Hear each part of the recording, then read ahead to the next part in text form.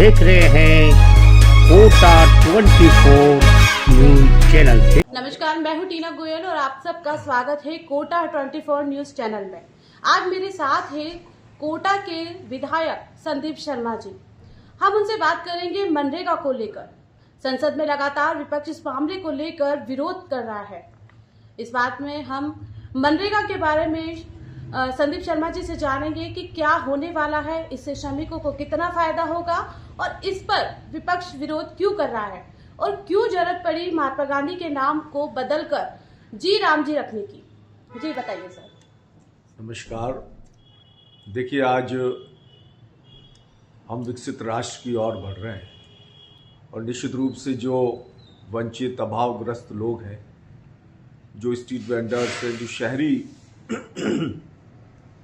ऐसे लोग हैं जो आर्थिक रूप से कमज़ोर हैं, असक्षम हैं, उनके लिए मुख्यमंत्री रोजगार गारंटी योजना, जिसके तहत उन्हें 1 वर्ष के अंदर 100 दिन की रोजगार की गारंटी उपलब्ध कराई जाएगी और उनको उसी मुताबिक उनसे श्रम के द्वारा वो राशि उनको दी जाएगी और उनके जीवन स्तर को ऊंचा उठाने का काम, एक बैलेंसिंग करने का काम सरकार के द्वारा किया जा रहा है।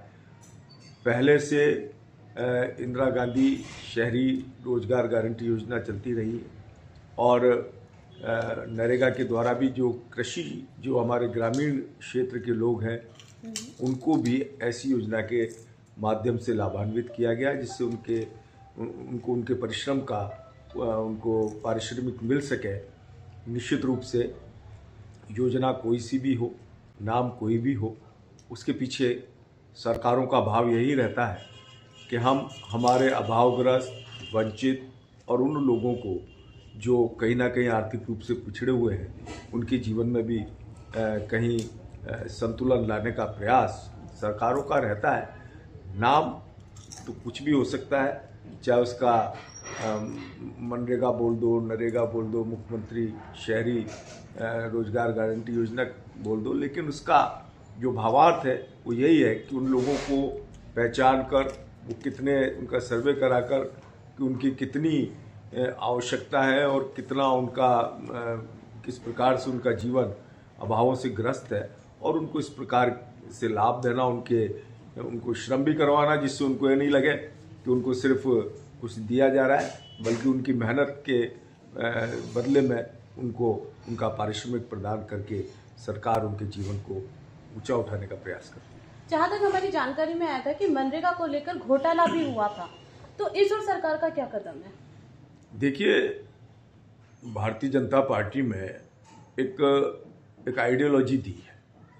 जब से माननीय प्रधानमंत्री नरेंद्र मोदी जी ने सरकार संभाली है, तो उन्होंने भ्रष्टाचार को जीरो टॉलरेंस पे लाने का प्रयास किया है, लेकिन ये लोगों के मूल भाव में बसा हुआ है और निचले स्तर से लेकर ये जो है लोग बाग, जो अभी भी कुछ स्तरों पर भ्रष्टाचार देखा जाता है, लेकिन जब तक लोगों के अंदर जागरूकता नहीं आएगी, स्वयं प्रेरित लोग नहीं होंगे, तो निश्चित रूप से ये भ्रष्टाचार पूर्णतः समाप्त नहीं होगा।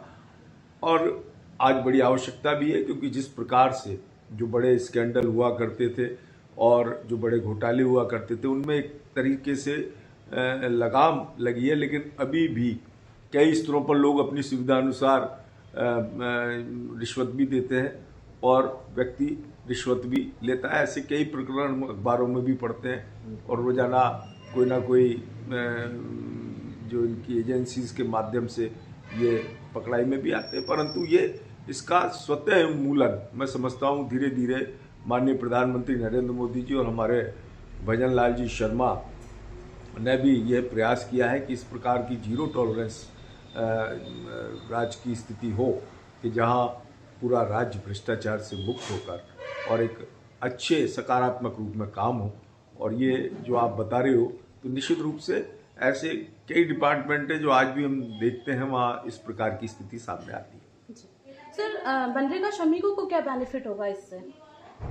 देखिए, मनरेगा श्रमिकों को भी निश्चित रूप से उनको जब 25 दिन का जो रोजगार मिलेगा 1 वर्ष में, तो निश्चित रूप से उनको एक आर्थिक रूप से उनको संबल मिलेगा और उनको उनका आत्म स्वाभिमान भी उनके पास रहेगा, क्योंकि वो अपने परिश्रम के बदले उस अर्थ को, उस पारिश्रमिक को प्राप्त कर रहे हैं। विपक्ष इस बारे में क्यों विरोध कर रहा है? उन्हें क्या दिक्कत विपक्ष होगी? की तो आदत है SIR के विषय में विरोध करना, उनकी आदत है। जो भी कोई अच्छा काम होता है उसको कहीं ना कहीं वो उनका दायित्व भी है कि वो विरोध करें अनावश्यक चीज़ों का, लेकिन विरोध करने से वो उपहास के केंद्र बनते हैं। कोई अच्छी सकारात्मक विषय हो उसका कोई विरोध करता है और उसको पक्ष में रखता है। आज सदन इसीलिए होते हैं कि हम बहुत अच्छी तरीके से अपनी बात को सदन में कहें, लेकिन जिस तरीके से सदन में हम विपक्ष की भूमिका देखते हैं, चाहे वो राजस्थान की विधानसभा में हो चाहे लोकसभा में हो, बड़ी हास्यास्पद है।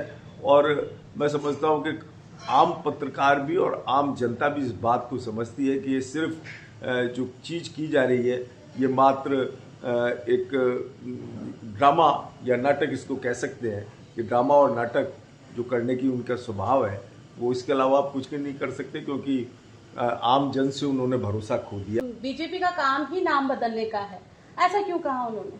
देखिए, बीजेपी का काम कोई नाम बदलने का नहीं है, लेकिन यदि कोई हमारे परंपरागत और हमारे लोक हित के चीज़ें जो बरसों से छुपी हुई पड़ी हैं, जो 75 साल की आज़ादी के बाद छुपा के रखा गया, लोगों को सदैव से बताया गया कि अकबर महान है, लोगों को महाराणा प्रताप को कभी सामने लाने का प्रयास नहीं किया।